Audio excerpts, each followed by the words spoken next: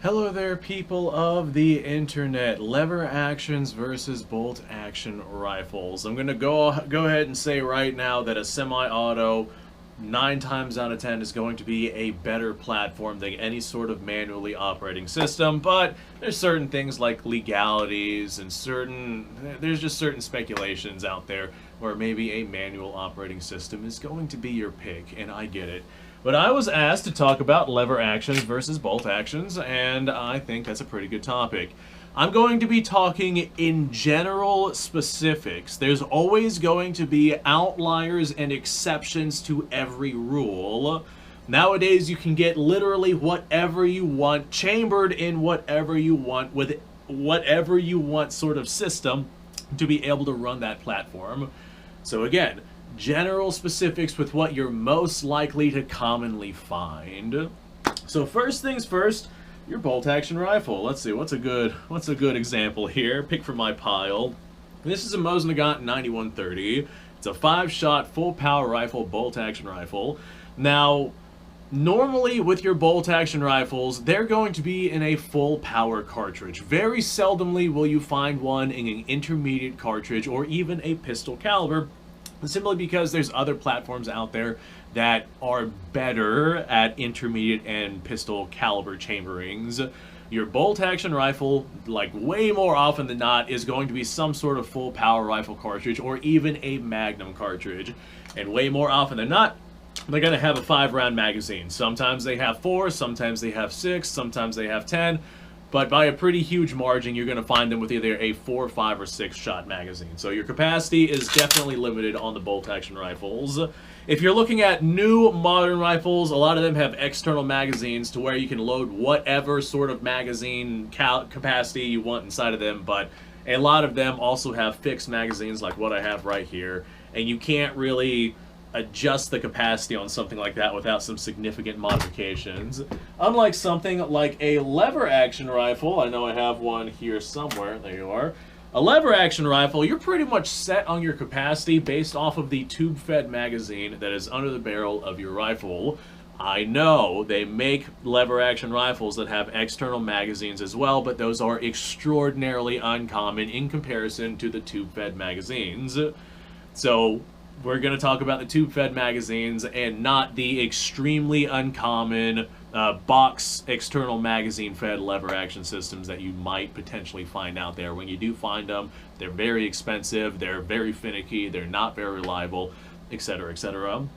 But by a pretty huge margin, you're going to find your lever action guns with tube-fed magazines, and that tube, your capacity is going to be based off of your barrel length. So if you want a short barrel, you're going to be sacrificing capacity. Very, very rarely will you find a capacity or an extension of some kind for your tube-fed magazine that extends past a barrel on a lever action.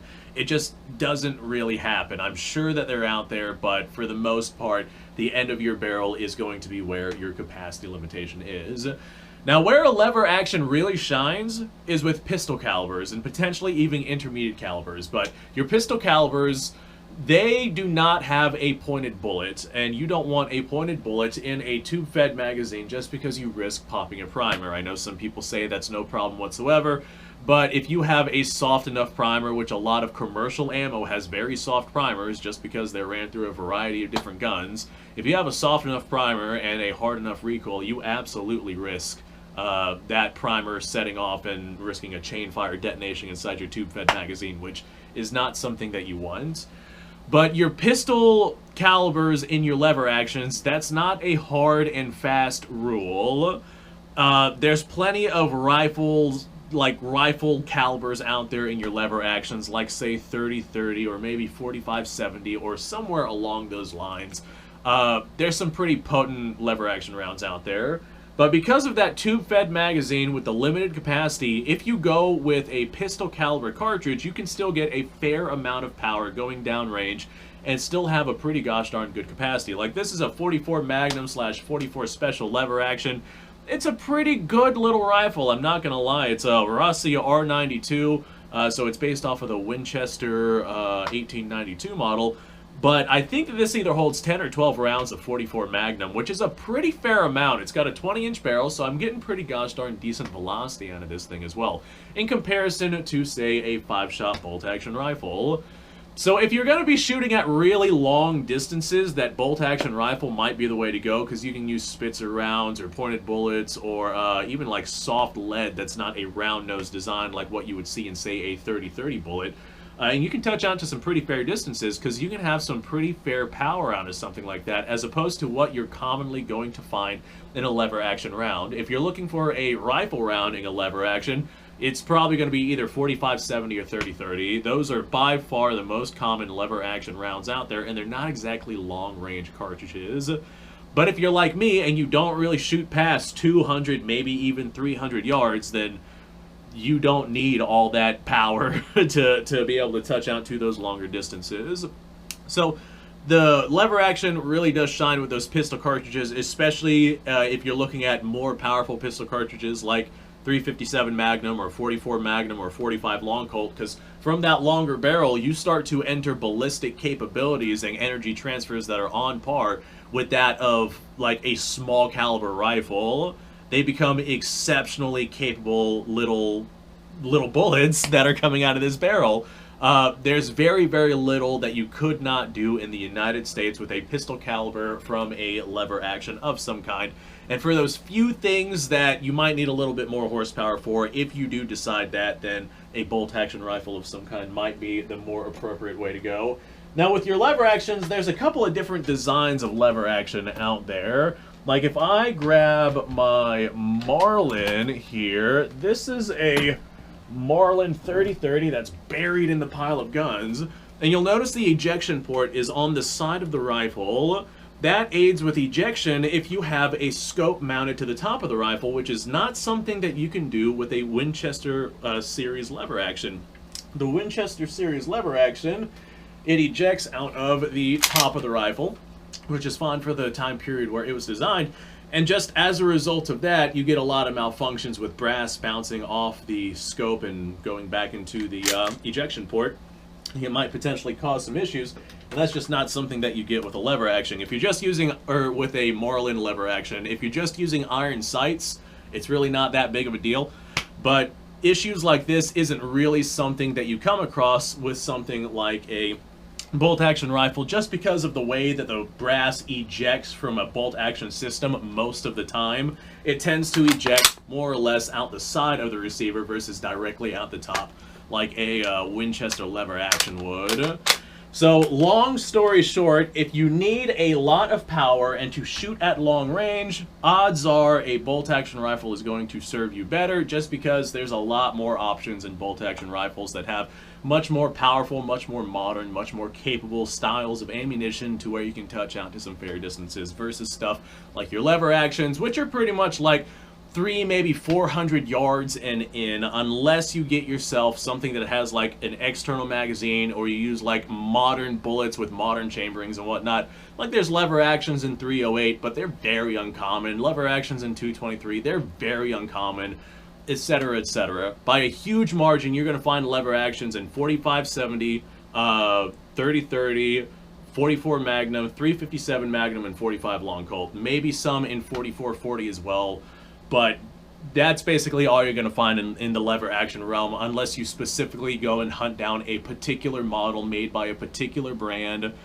But those are, like I said, very uncommon in the lever action world when you compare them to everything else that is out there on the market. So within 400 yards, you can find yourself a lever action that's probably going to get that job done. I'd say more like 300 yards would probably be where most people cap out at anyway. So you should be able to solve whatever job it is that you want to solve with that lever action. But the big benefit with your lever action, unlike a bolt action, especially if you're rocking a pistol caliber carbine or a pistol caliber rifle of some kind, you have very fast follow-up shots. To run a bolt action, especially with a full power rifle round, there's certain systems out there that run better than others, like a Lee Enfield system in 303 British is going to be a lot faster than, say, a Mosin Nagant in 7.62x54R, just because the 303 British rifle has that short bolt throw and it's a cock-on close action. but it's still not going to be as fast as the simplicity of a lever action with a pistol caliber cartridge, just because the amount of bolt movement with that pistol caliber cartridge is extraordinarily small, versus a rifle cartridge and a lever action where you're going to be more on par with your time of cycling the system with that of a bolt action, just because you have a longer cartridge and a longer action, and it just takes more time. Of course, for the amount of time that we're talking about here, it's so minimal that it doesn't really matter. But the point is, you can run a pistol cartridge through a lever action extraordinarily fast. Odds are far faster than a bolt action rifle with a full power cartridge, or even a lever action with a full power cartridge. Something like this right here, where you have a nice short bolt throw because you have a nice short cartridge, because it's only a 44 Magnum, you can run this thing exceptionally quickly. If you load it with 44 Special to where you got like a really small amount of recoil too, you can have some pretty fast follow-up shots as well, in comparison to something like a Mosin in 54 rimmed or a 303 British rifle or something like that, where you can run those fast, but you're probably not going to be as accurate as you would with that pistol caliber cartridge.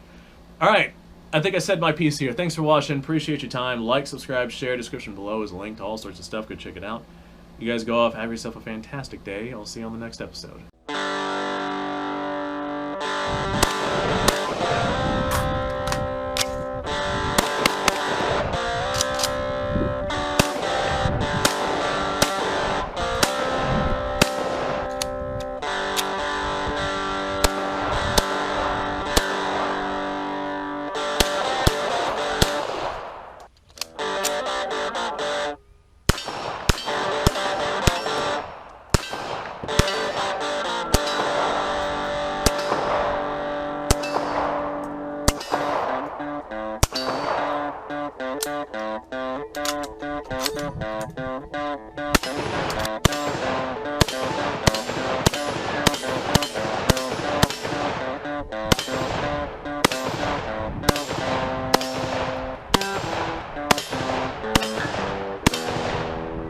Been a little while since I've done this.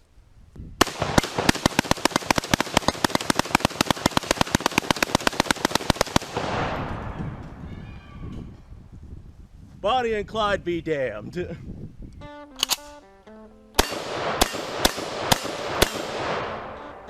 Poor man's Garrett.